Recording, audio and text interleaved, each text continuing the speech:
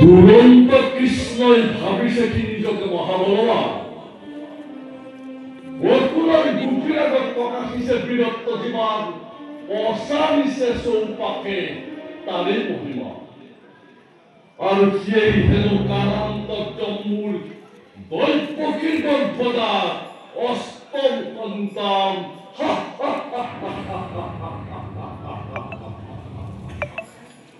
যে শুনে সেয়ে হাঁহিব বাৰু হওক সত্য বুলি তাক মই নকৰো অৱহেলা চাম্পই ভালদৰে কোন সেই নন্দৰ যুগল কিমান শপতিদান ধৰিছে বাহু চলে বলে কিম্বা কৌশলে সংগ্ৰামে হত হৈ যদি সেই দুষ্ট শিশু কুলংগাৰ তেন্তে এই বিশ্ব মূৰে উঠি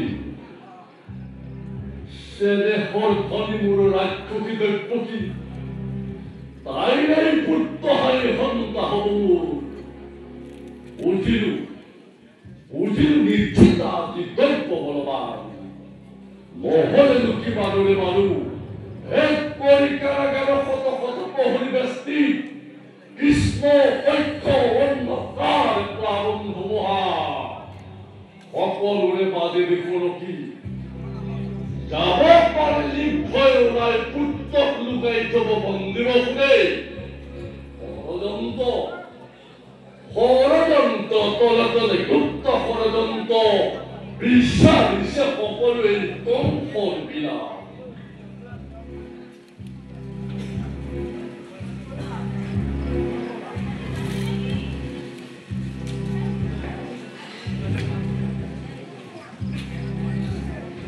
বহুলে কংস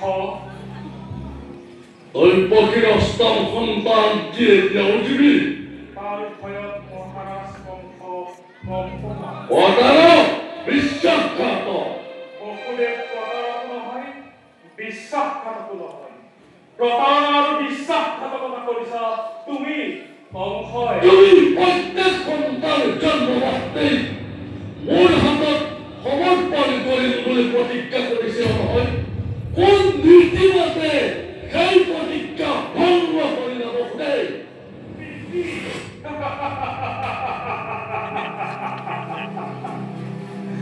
নীতিৰ কথা তোমাৰ মুখত শুনিলে উঠে কংস অৰ্জুন প্ৰধান পৃষ্ঠপোষক তুমি কোন অধিকাৰত তুমি আজি মোৰ পৰা নীতি বিচাৰিছা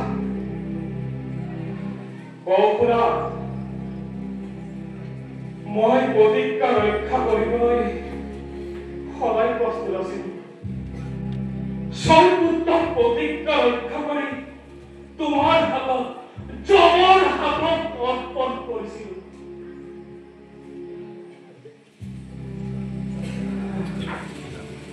তাৰ পিছত সঁচাকৈ তোমাৰ কন্যা সন্তান জন্মিছিলে তুমি কি দেখিছিলা মই সকলো জানিব পাৰিছো বহুৰে অহৰিমূলৰ চকু ধুলি দি তুমি যে গৃহৰ প্ৰতাৰণা কৰিলা ভাবিছো বহুৰে দৈপকীৰ পৰা মই যি কন্যা সন্তান পাইছিলো তুমি ক'ত পাইছিলা শুনা কংস শুনিব পাৰিবা সেই শিশু কন্যা আছিল নন্দৰাণী যশোদা দৈপকীৰ অষ্টম পুত্ৰৰ বিনিময়ত সেই কন্যা সন্তান আমি ৰাক্ষস বসুদেৱে অসুৰ কংসৰ তৃপ্তি সাধন কৰিছিল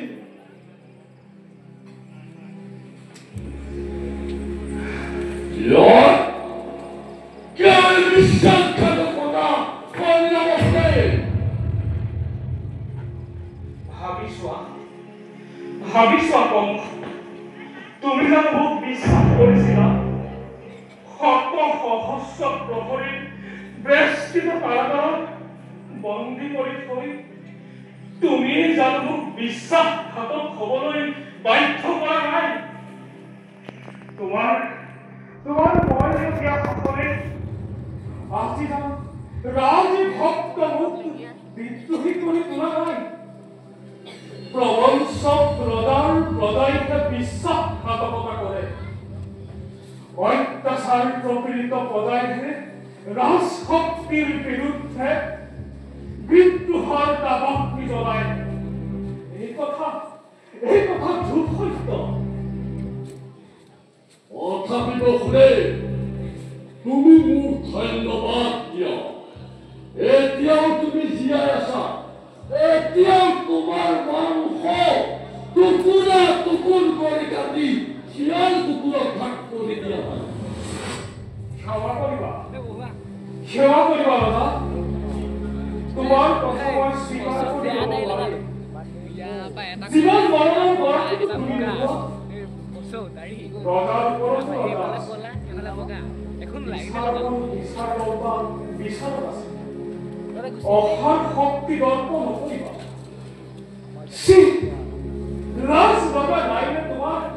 সামান্য শিশুৰ লগত আমি তোমাৰ প্ৰতিদ্বন্দ্বিতা।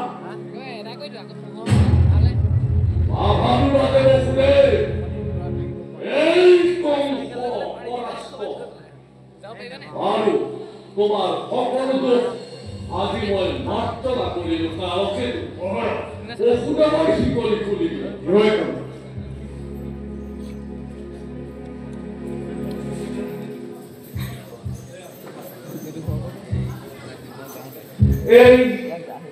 এই অপ্ৰত্যাশিত ৰাজ অনুগ্ৰহৰ কাৰণ কি?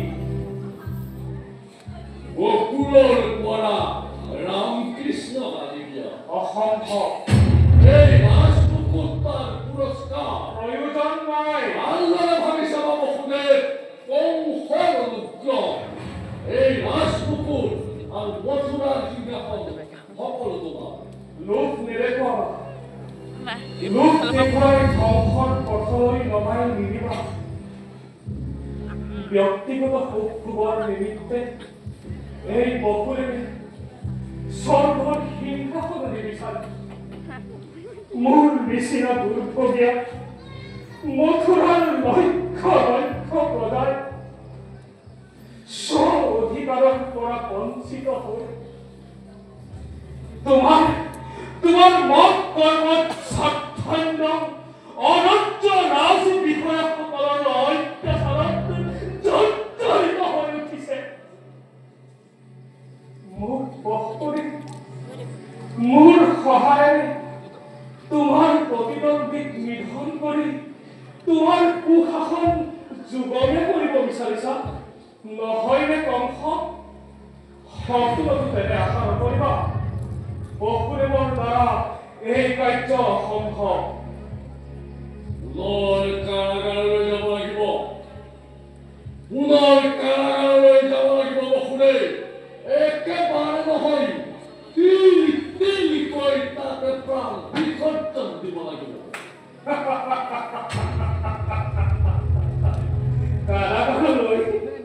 কাৰাগাৰলৈ ভয় দেখুৱাইছা? কংস, তোমাৰ অধীনতে গোটেই মথুৰাই আজি কাৰাগাৰ। যি ঠাইত মানুহে নিজ জন্মগত সত্তৰ পৰা বঞ্চিত, যি ঠাইত কোনেও একাষাৰ মুখ ফুটাই কথা ক'ব নোৱাৰে, সিও কাৰাগাৰ নহয় নেকি? অৱশ্যে বৃহৎ কাৰাগাৰৰ পৰা গৈ ক্ষুদ্ৰ কাৰাগাৰত পচিব লাগিব। এইখিনিতো বেদ কথা। বলা পালকু, লৈ বলা, মোক কাৰাগাৰলৈ লৈ বলা। কাৰাগাৰ বস্তুহে দৈৱকীৰ পৰম পবিত্ৰ তীৰ্থস্থান।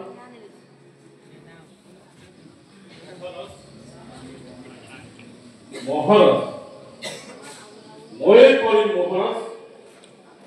ৰামকৃষ্ণক উত্তৰৰ পৰা মথুৰালৈ ময়ে আনিব পাৰিম। পাৰিবা পাৰিম মহাৰাজ মথুৰালৈ নিশ্চয় পাম কংসৰ কাৰাগাৰলৈ আনি দিব পাৰিবা পাৰিম মহাৰাজ নিশ্চয় পাম তুমি আজি প্ৰজা শক্তিৰ বিৰুদ্ধে অত্যাচাৰী প্ৰভাৱ কৰে সঁচা উঠিলে তাৰ কাৰণ মই আগবঢ়াম ৰাজশক্তিৰে পৰাজয় যি পক্ষৰ পৰাজয় হয় অসুৰক সেই পক্ষ এৰিবলৈ বাধ্য নকৰিব মহাৰাজ মই কালিলৈ প্ৰাতঃতে উত্তৰ আছিলোঁ উত্তম উত্তম মই ধৈৰ্য পাইছোঁ তালৈ নন্দন আপুনি মন্থন কৰিবা আলোকেতো মহাৰাজ অসুৰক পুনৰ বন্দী কৰা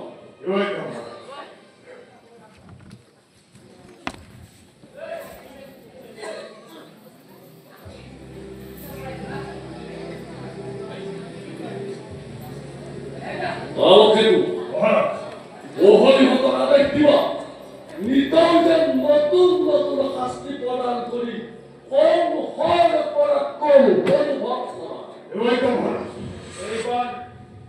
এইবাৰ তোমাৰ অনুগ্ৰহৰ বাবে ধন্যবাদ দিছো কংস গ্ৰহণ কৰা ৰজা গ্ৰহণ কৰা উত্তম উত্তম বসুদেৱ এই অহংকাৰ তোৰ কিমান দিন থাকে দেখা যাব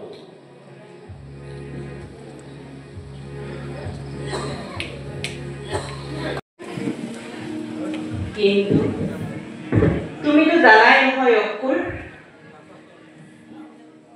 ৰামকৃষ্ণ যে ব্ৰজবাসীৰ জীৱন ব্ৰজবাসীৰ বুকু সুদা কৰি ৰামকৃষ্ণক এৰি দিবলৈ মই অনুমতি দিব নোৱাৰো অসুৰ তেনে অধিকাৰো মোৰ নাই ৰামকৃষ্ণ কেৱল নন্দ যশোদাৰ পুত্ৰ নহয় এই দুৰ্লভ ৰত্ন সকলোৰে কোমল মই অকলে যাম অসুৰ সেই কথা মই ভালদৰে নন্দ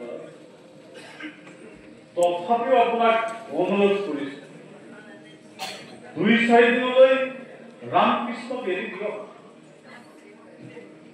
যাচি দিয়া মৰমক নেওচা দিয়া আৰু সেই নিষ্ঠুৰ কংসৰ অনুগ্ৰহক দলিয়াই পেলোৱাৰ পৰিণাম কি ভীষণ এবাৰ ভাবি চাওক নন্দৰাজ জানো অসুৰ ভালদৰে জানো মই কংসৰ কৰতলীয়া ৰজা সেই বুলি কংসই এনে সময়ত অনুৰোধ কৰা আৰু সেই অনুৰোধ মই ৰক্ষা কৰিম বুলি ভবা সম্পূৰ্ণ ভুল সেই ভুল কৰিব পৰা শক্তি কংসৰ আছে অপত্য স্নেহত আপোন পাহৰা হৈ নিজৰ মৰমৰ গকুলৰ অনিষ্ট নকৰিব নন্দৰাজ কংসৰ উপদৃষ্টি কৰিলে তাৰ ৰক্ষা নাই বৰং শনি দেৱতাৰ উপদৃষ্টিৰ পৰাও পৰিত্ৰাণ পোৱাৰ উপায় আছে ৰামকৃষ্ণৰ অবিহনে গকুলৰ যে ভীষণ অৱস্থা হ'ব তাতোতকৈ ভীষণতাৰ কথা যে কল্পনাই কৰিব নোৱাৰি অসুৰ কল্পনাই কৰিব নোৱাৰি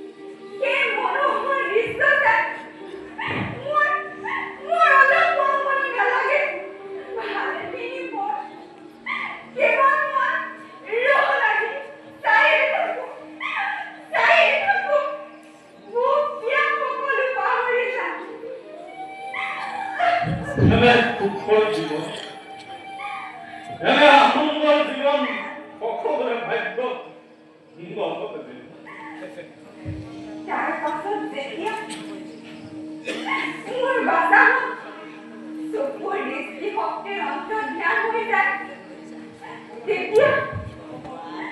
তেতিয়া মোৰ পুনৰ সংসাৰ ভাগি যায় পৃথিৱী অন্ধকাৰ হৈ যায় দুই চকুৰে কোমলি দেখো কিজানি বাচ্চাহঁতৰ কৰবাত অমংগল কিজানি কৰবাত কোমলি আগুৰি কণ্ঠকে দেখিছে তাকে চিন্তা কৰি গোটেই দিনটো চাকি বুজি কৰি কটা এক নিমিষে এসব যেন লাগে গধূলি হোৱা বহু আগতে গধূলি তোলা বাচ্চাহঁতলৈ বাচ্চা এটা দূৰত যেতিয়া শিঙা শংখ বজাব তেতিয়া গৰুৰ ভৰি ঘূৰাই দিলে আকাশ ৰাতিপুৱাই ৰিণিকি দেখা পাওঁ তেতিয়া কি আনন্দ মন প্ৰাণ নাচি উঠে তুমি কি বুজিবা উৎপৰ মোৰ দৰে মাতৃ হোৱা হ'লে বুজিলাহেঁতেন মই অলপো বিশ্বাস হোৱা নাই অলপো প্ৰতিৰঞ্জিত কৰা নাই যশোদাই ৰামকৃষ্ণ এদিনৰ নিমিত্তেও এক মুহূৰ্তৰ কাৰণেও এৰি নিদিয়ে নিষ্ঠুৰ কংসই জানো এইবোৰ কথা কতিয়া বুজিলে তোমাৰ নিচিনা এখন কুসুম কোমল মাতৃ হিয়াৰ বেদনা পুত্ৰ বৎস এই নন্দৰাজৰ অপত্য স্নেহৰ কথা সেই ব্ৰজপথৰ কংসই হিয়াই জানো উপলব্ধি কৰিব পাৰিব সৌৱা চোৱা অসুৰ মোৰ অন্ধকাৰ দিশ পোহৰাই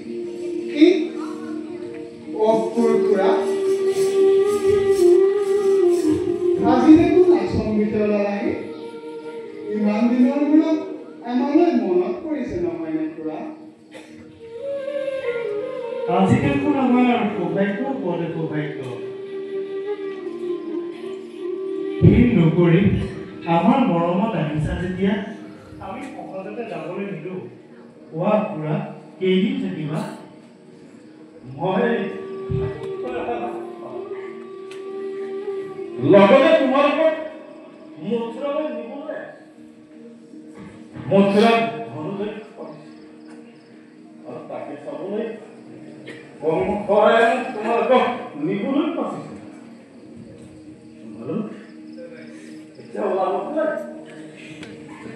আজি দেখোন আমাৰ সৌভাগ্যৰ ওপৰতে সৌভাগ্য সামান্য সুৰক্ষা ৰাম আমাৰ আজি ৰাজসভালৈ নিমন্ত্ৰণ এই সামান্য বেশে সেই মণি মাণিক্য খচিত ৰাজসভালৈ দিবলৈ আমি যে বৰ দুখীয়া। দিব বা নিশ্চয় দিব। তোমালোক দুয়ো যি ঐশ্বৰ্যৰে ভূষিত, সেই ঐশ্বৰ্য ৰাজপ্ৰভাত নাই কুবেৰৰ অলপ নাই। আমি কেতিয়া যাম কোৱা পিতা? আই তুমি দেখোন কান্দিছা, কিয়? আমাৰ কথাবোৰ বেয়া লাগিছে নহয়নে?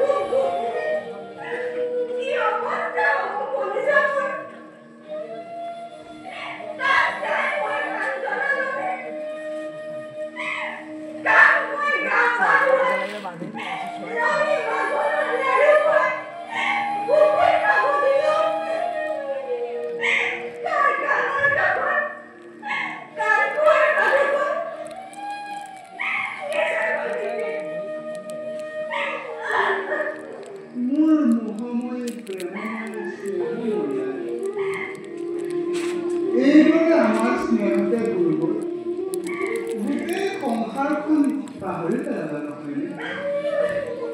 যি স্নেহে, যি প্ৰেমে, যি কৰোণাই তোমাৰ ৰামকৃষ্ণক আনন্দৰ সাগৰত ডুবাই ৰাখিছা। গোকুলৰ সকলো নৰ নাৰী বলিদান বৃহৎ বিহলিকো তাৰ পৰা বঞ্চিত নকৰিবাই। মাতৃস্নেহৰ মন্দাকিনী ধৰক সকলোকে সমানে বিৰাই দিয়া। তেতিয়াহে তোমাৰ মাতৃত্ব নাৰীত্ব সাৰ্থক হ'ব। ৰামকৃষ্ণৰ নিচিনা সন্তান তোমাৰ বহুতো আছে।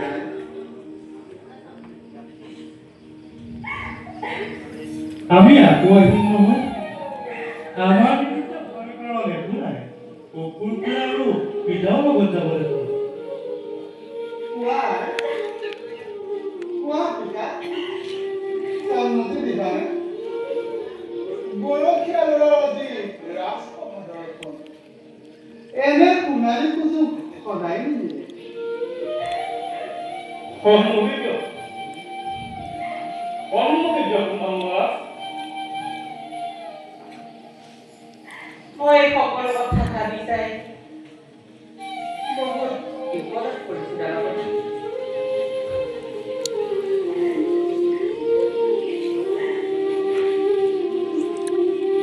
কংসৰাজক উলংঘা কৰিব পৰা শক্তি এই সামান্যানন্দৰ কথাটো নাই। তথাপিতো ৰামকৃষ্ণ বুকুত বান্ধি বিশ্বৰ সৰ্বনাশী শক্তিৰ আগত থিয় হ'বলৈ সাহসৰ আছে। পুতলিহঁতৰ কাকৰ অনুৰোধ সিও ভাবি চাবলগীয়া।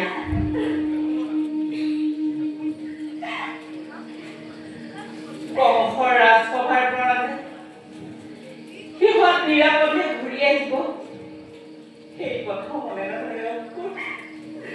সেই চিন্তাই ভুল নকৰা, সেই চিন্তাই ভুল। ইমান দিনে ইমান ওচৰতে থাকিও ৰামকৃষ্ণ কি বস্তু চিনি নাপায়। যদিও বা বহুবাৰ চিনি পাইছে, তথাপিও বৰ্তমান পুত্ৰ স্নেহত আবদ্ধ হৈ সকলো পাহৰি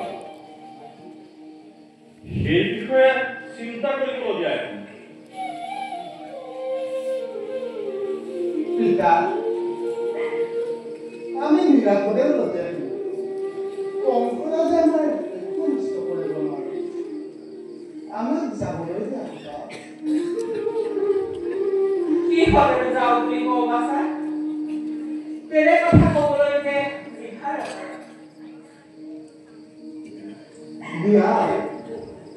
যাবলৈ অনুমতি দিয়া যাবি যাবি বাছা তোর মনত দুখ নিদিও যাবৰ সময়ত চকুৰে চামুচটো তিয়াই দিম নিৰ্মম বংশ কোনগুটা বিশ্ব জগত জয় কৰি মনৰ মাতৃৰ বুকুলৈ উলটিয়াই দিব মনৰ মাতৃৰ বুকুলৈ উলটিয়াই দিব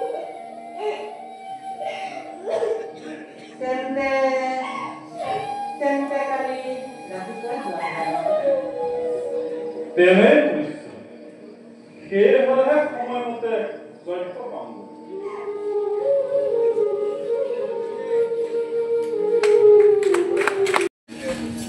ও ধারে পরিময় উড়ে রাগে মোর প্রাণ লইয়া যায় রাধে মোর দিওরে বিদায় রাধে মোর দিওরে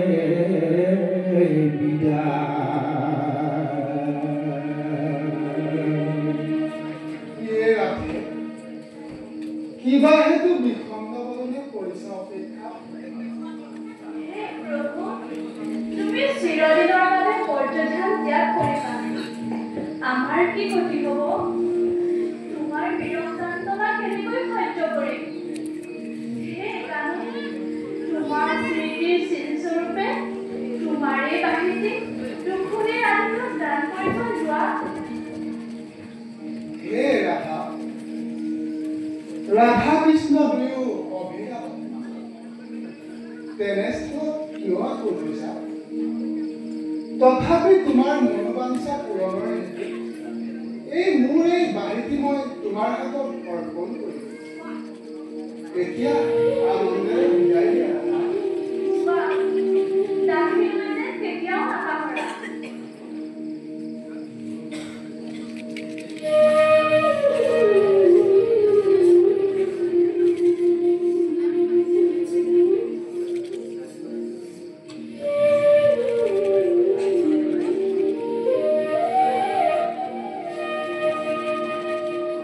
এতিয়া আগবাঢ়া কৰা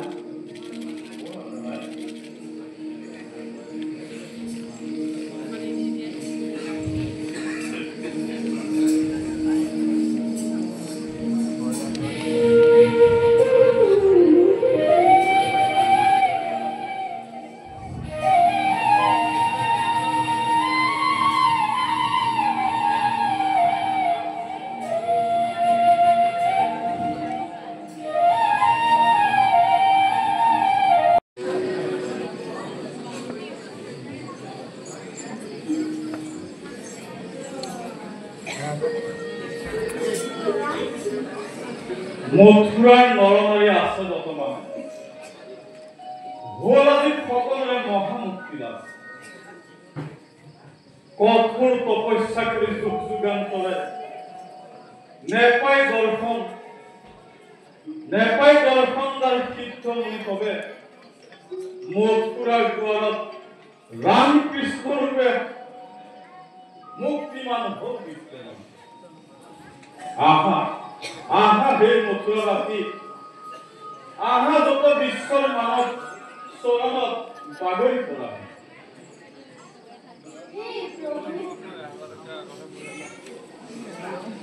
প্ৰভু নাই ভিন্ন নাই ধনী নিধনীৰ কোনো ব্যৱধান নাই মাথো প্ৰেম মাথো আলিংগন আহা আগবাঢ়ি নকৰিবা ভয় হাৰি ভগৱানে কৰিব গ্ৰহণ জীৱা তুমি ভক্তিভাৱে কৰা নিবেদন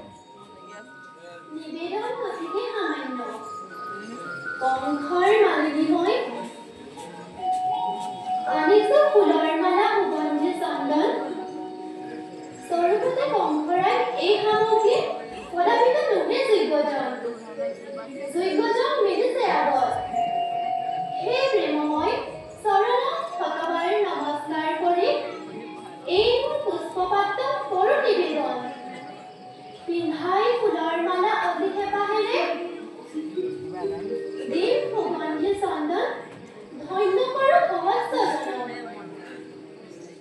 দিয়া যদি লোম আনন্দেৰে হে মালিনী গৰখীয়া ল'ৰা নকৰিবা নিপতিৰে তুলনা আমাৰ সঁচাকৈ নহয় তুলনা কোন আছে জগতত ইমান সুন্দৰ কাৰ আছে এনে বিশ্ব বিমোহন ৰূপ আজি মোৰ পৰম সৌভাগ্য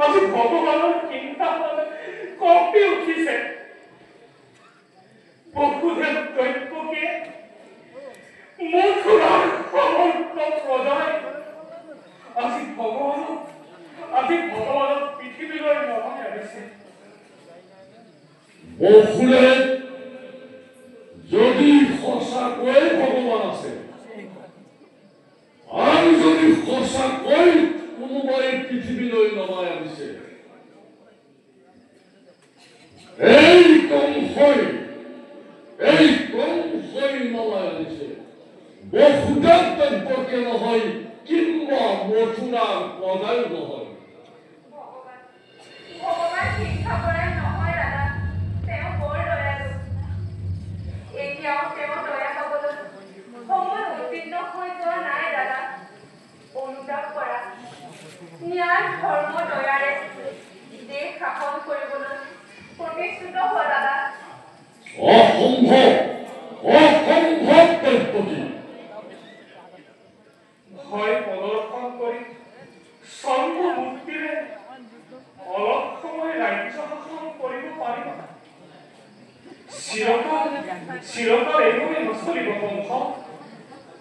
যদি তুমি যুগলভাৱে ৰাজ শাসন কৰিব বিচাৰিছা তেতিয়া এতিয়াও তুমি তোমাৰ ৰূপ পৰিৱৰ্তন কৰা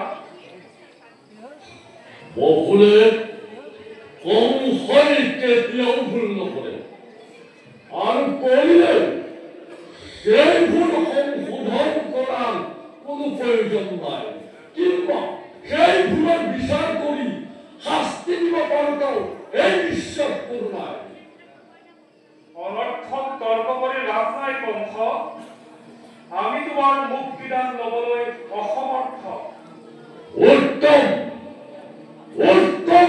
বহুলে মই আহিলোঁ এই উচ্চতানিৰ পৰিণাম অতি শীঘ্ৰেই ভুগিব লাগিব ঘাতকৰ তত্ত্বশালী চুৰিকাৰ আশ্বাস পাবলৈ প্ৰস্তুত হৈ থাক বহুলে প্ৰস্তুত হৈ থাক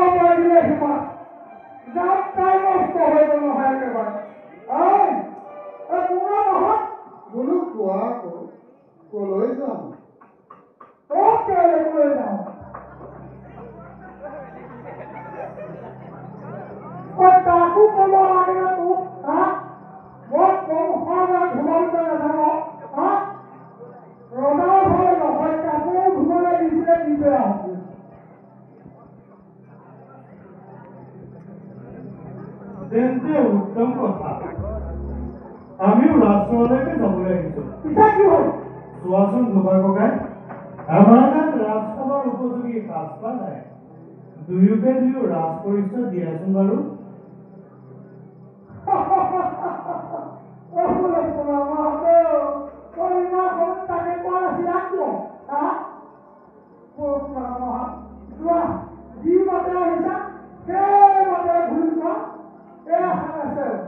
ভয় নাই বৈকুণ্ঠ পাবা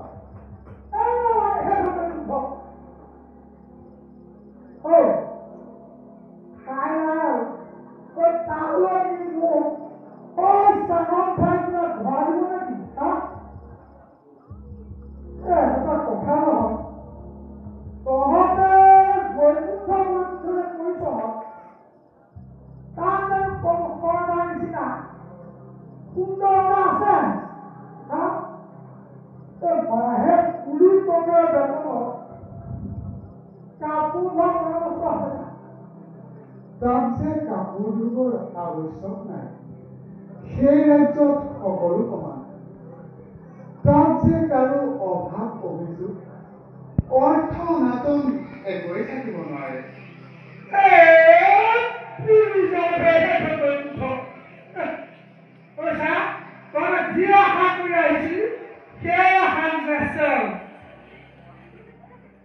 কাপোৰ দিলে তোমাৰ কল্যাণ হ'ব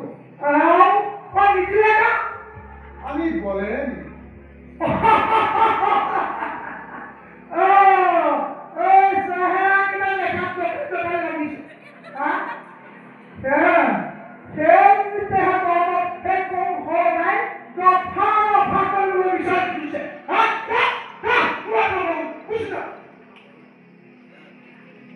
চেষ্টাৰে কাপোৰ নিদিলে বিপদ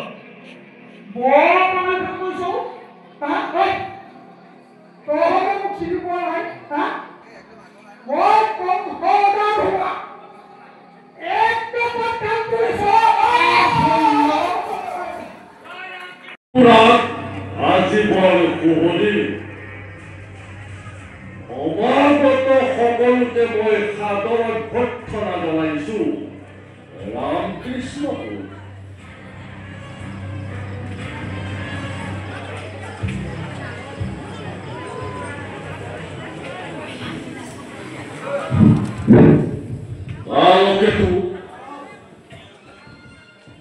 দেখিছনে কি দৰে উলমিব লাগিছে কি সুন্দৰ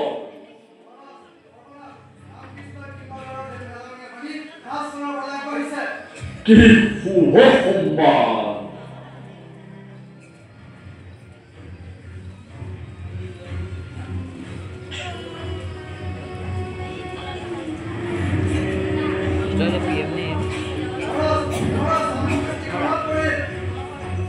বেশ হয়েছে উত্তম মৃত্যুহরণ দীক্ষা নয় জলি উঠলে লেখান রক্ত কিভাবে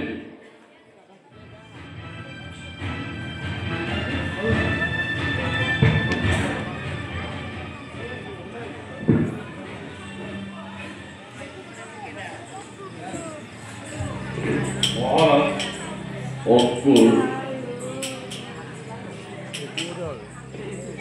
হে মাতুল ৰামকৃষ্ণ আহিছে তোমাৰ প্ৰাণ ভৰি মৰমেৰে কৰা হে ৰাজ সৰল ভকতি অক্ষ নিভাজ দিয়া নিবেদিছো দুয়োজনে ৰাজ চৰণক নিঘিনাই কৰি আগমন রামকৃষ্ণ রামকৃষ্ণ ইমান সুন্দর অনগর পরা নাবিয়াভি দেবতা দুজন মোহন মূর্তি ধরি ওর আবির্ভাব ওয়া ওয়া হেরা দেবল কুমার মানব সভাত আদি দেবতার কিবা প্রয়োজন যজ্ঞৰ পূজাৰী হৈ ৱা পৰিমালে পূৰ্ণ এজন যজ্ঞ মোৰ স্তব্ধ হৈ ৰবা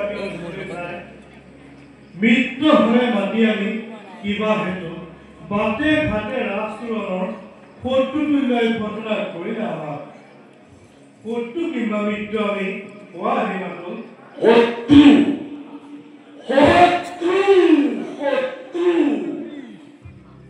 আগবাঢ়ি অহা দুই মোহৰ তিথি শত্ৰুৰ নিচিনা মোক কৰা ব্যৱহাৰ শত্ৰু তুমি মানৱ সন্তান তুমি পুত্ৰ হৃদয় এৰি দিয়া হিংসাৰ স্বভাৱ পাহৰি পেলোৱা যত আসুৰিক শক্তি ন্যায় দণ্ড হাতে লৈ সাম্য মূৰ্তি ধৰি হে ৰাজন কৰা তুমি পৃথিৱী কালত শত্ৰু আমি নহওঁ তোমাৰ ৰামকৃষ্ণ ৰবততো চিৰনিগত শত্ৰুৰ ইমান মহান শত্ৰুৰ ইমান সুন্দৰ কংসৰ সমানে কোন আছে ভাগ্যৱান মুগ্ধ হৈ ৰলা কিয় তেন্তে শত্ৰুৰ ৰূপত কি মাধুৰী দেখা পালা শত্ৰুৰ মুখত মৰণ মাধুৰী চিতে জীৱন্ত জাগ্ৰ এই মৃত্যু মাধুৰীৰ কল্পনাই মোক ব্যৰ্থ কৰি দিলে হাই জাতীয় গতিৰে যত পালে জীৱনৰ ৰাজপুত্ৰ যশোদানন্দ নহোময় যশোদানন্দ দৈত্যকী নন্দন জননী দৈত্যকী আমাৰ ভগিনী তোমাৰ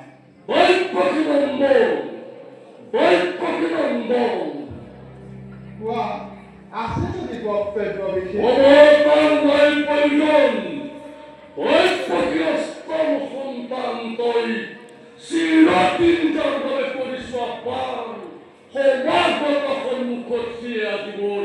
তাকে আজি মই শত্ৰুভাৱে কৰিছো আহ্বান শত্ৰুভাৱে দিলে স্নেহালিংগন চিৰমিত্ৰ তুমি যে আমাৰ বেশ কালকেতু বসুদেৱ দৈপকীৰ নাচিৰ ভাগিন হতক দিয়া উপহাৰ ধীৰে ধীৰে বংশ ৰামকৃষ্ণ ৰূপ ধৰি কালান্তক যাওঁ সন্মুখত উপস্থিত ধাৰাপাৰী চালুমুষ্টিকে আপেক্ষিছে ত্ৰিপুৰী তোৰে আগমন আজি মানে মহাভুল কৰিলা বন্ধু আজি হওঁতে এৰি দিয়া ভ্ৰমৰ কথা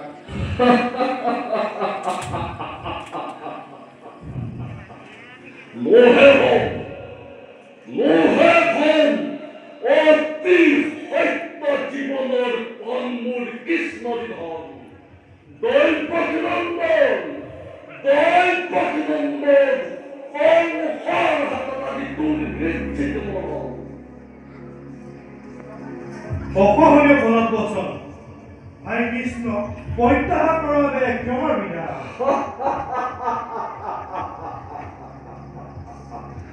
সামান্য দুৱাৰৰ ল'ৰা ৰামকৃষ্ণই ৰাজৰাজেশ্বৰ কংসক ক্ষমা কৰিব প্ৰয়োজন নাই জীৱনত যি কাকো কেতিয়াও ক্ষমা কৰি পোৱা নাই সি আমাৰ ওচৰত কেতিয়াও ক্ষমা নিবিচাৰে মন্দৰা